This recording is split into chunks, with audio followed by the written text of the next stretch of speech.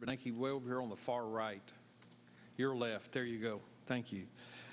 One of the things that you mentioned in your testimony was that about regulatory reform, and you had a bullet point there, and one of those bullet points was enhanced protection for consumers and investors in financial dealings. And then on page 8, you said we are expanding our supervisory activities to include risk-focused reviews of consumer compliance in non-bank subsidiaries of holding companies. As you're aware, the administration has laid out a blueprint for regulatory reform, and the chairman also has a bill. And one of the pieces of that is an interesting concept of separating the consumer compliance from the regulatory primary regulators and having a separate entity. The first question I would have is, what do you think about that structure?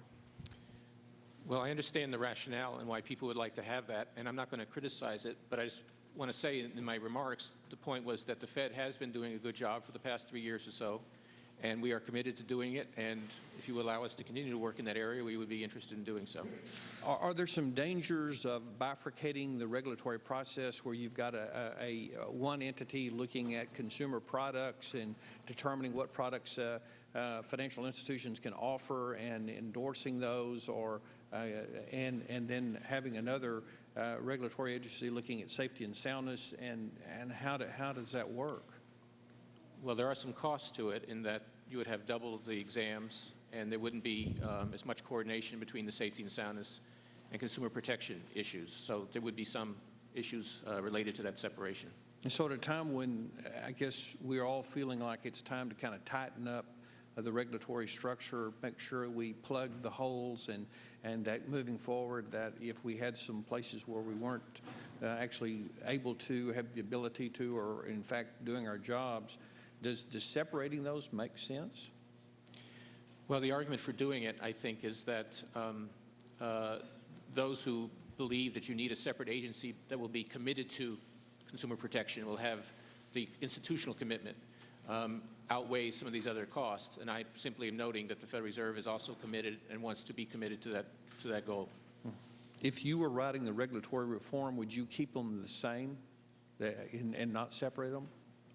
If I were writing it, I would keep the consumer protection with the federal banking agencies, with additional measures to ensure a strong commitment. Thank you for that. The second thing is some of your projections of looking forward, what you think the economy is going to be like in 2009 and 2010 in relationship to jobs, for example. When you were using the numbers and assumptions you were using, did you assume that Congress would not continue this huge deficit spending where we are on track to literally double the national debt? Are your assumptions based on employment's going to get better if Congress has better fiscal policy, or are your job assumptions based on continuing to spend money like drunken sailors? Our forecasts are based on our best projections of what government spending is likely to be, and in particular, it includes the fiscal stimulus package. And were your assumptions then that this would be the job situation, assuming that Congress does not then do something about the current level of spending? If the fiscal stimulus package didn't exist, for example, we would anticipate there would be higher unemployment. You're not on the same page. I'm not talking about the stimulus package is already done. I'm talking about the fact that for every dollar that this Congress is spending right now, we're borrowing 50 cents. If that trend continues in future appropriations, and some people talking stimulus too, would that alter your job prediction down the road? Down the road it might. As I talked about in my testimony, I do think it's very important that we look at medium-term fiscal sustainability, that we have a plan for getting back to reasonably low deficits and a sustainable debt-to-GDP ratio. Otherwise, we might see interest rates rise, which would be negative for the economy. So what you're saying is $2 trillion deficits a year for the next 4 or 5 years is not a sustainable? No, sir, it's not. Thank you.